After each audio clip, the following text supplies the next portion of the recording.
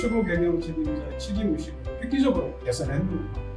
그래서 전문가들 예산을 획기적으로 또 늘렸죠. 근데 이제 문제는 아직도 중대재해처벌법이 갖는 취지를 제대로 반영되지 않아요. 경영에 있어서 안전을 확보하라, 적절한 조치를 하라는 의무를 주고 있을 때 아직도 어떤 규정을 지켜야 되는 걸로 생각합니다. 기존에 안전관리자가 없었으면 안전관리자를 세워라, 보건관리자가 없었으면 보건관리자를 세워라. 세우는 것에만 두지 말고 이 사람이 실질적으로 그 일을 할 수 있도록 해라가 핵심이었어요. 안전관리자 세워놓고 보건관리자 세워놓고 이 사람들이 어떤 역할을 했냐면 생산에 부과된 부수적인 역할들을 굉장히 많이 수행하게 됐거든요. 자기 일을 할 수 없는 상황이었어요. 사업주와 근로자가 현장을 가장 잘 아는 사람들이잖아요.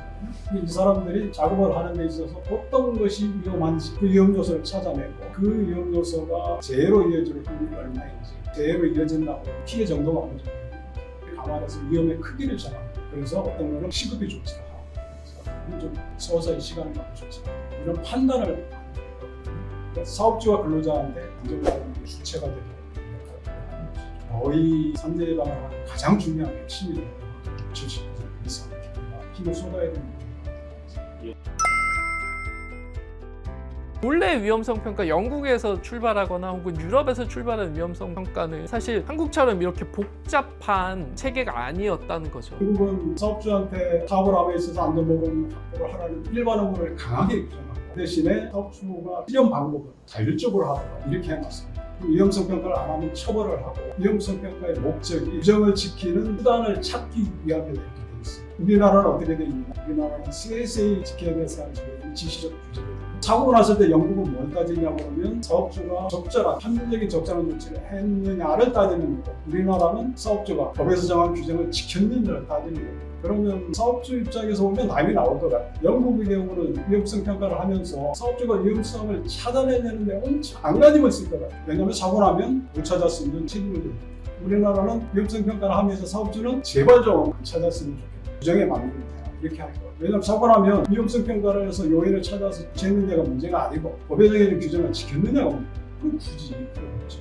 해야 될 최소 기본선만 다 나열해놓고 난 다음에 그거를 이수하게 되면 사업주의 안전보건 관리에 있어서의 책임이 소각되는, 다 한 걸로 되는 이런 구조에서는 포괄적으로 자신의 사업장 위험을 스스로 드러내다라고 하는 구조는 맞지 않습니다. 그런 상황 속에서 위험성 평가가 이식되다 보니까 위험성 평가가 기존에 굉장히 협소하고 왜곡된 형태의 보고서 만든 걸 됐거든요. 지금 보더라도 대단히 많은 사업장들에서 페이퍼워크를 했다는 게 확인이 되는 것 같습니다. 작년에 아리셀 3사에서 확인된 위험성 평가를 했지만 굉장히 형식적이었다는 평가라든지, 최근에 다시 한번 이제 노동자가 사망하면서 문제가 된 해안의 화력발전소 고 김충현님의 문제라든지, 사업주도 물론 위험요를 잘 알겠지만 현장에서 직접 작업을 하는 근로자가 가장 잘합니다.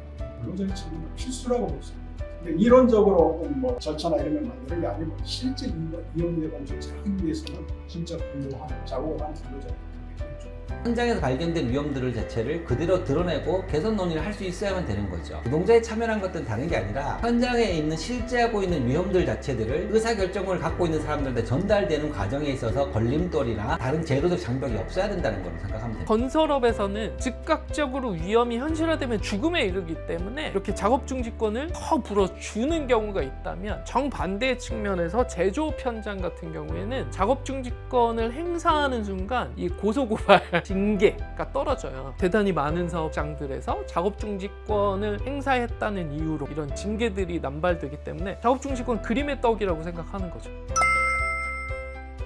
법체계 전반을 다시 살펴봐야 될 것 같습니다. 합리적인 조치를 안 해서 사고를 발생하면 책임을 지우겠다. 그 대신에 현장 특성에 맞지 않는 그 여러 가지 규제들이 있잖아요. 안전관리 교육을 몇 시간 해라, 관리자를 몇 명 두어라, 이런 것들이 있잖아요. 그런 것 과감하게 풀어주는 거예요. 개인 단사의 위험성 평가부터 시작해서 직종별, 업종별로 업계 공통의 위험성 평가도 나와야 되는 거고, 그런 모든 것들을 관장하기 위해서 국가적 수준의 위험성 평가도 필요하다. 국가 수준에서 과연 한국 사회 전반에서 안전보건 문제들은 어느 부분이 가장 크고 어떤 부분이 가장 첨예하고 어떤 제도 제도를 바꿨을 때 그 제도로서 보호되고 포괄되는 인원은 얼만큼 되는 거고, 그럼 이것들 단계적으로 어떻게 풀어나가야 될 거고, 어떤 행정을 취했을 때 그 행정의 효과는 사실상 실제로 줄었는지, 이런 것들을 해야 되는 것들 자체가 국가 수준에서는 위험을 보고 위험의 크기를 평가하고 개선하는 활동을 하는 거지 않습니까? 근데 그런 게 지금 없어요. 대통령의 의지만 있어요. 산업안전 분야는 범정부적인 추진력을 확보하기 굉장히 어려웠어요. 어떤 걸 해보고자 해도 다른 부처에서 협조 안 해도 국회에서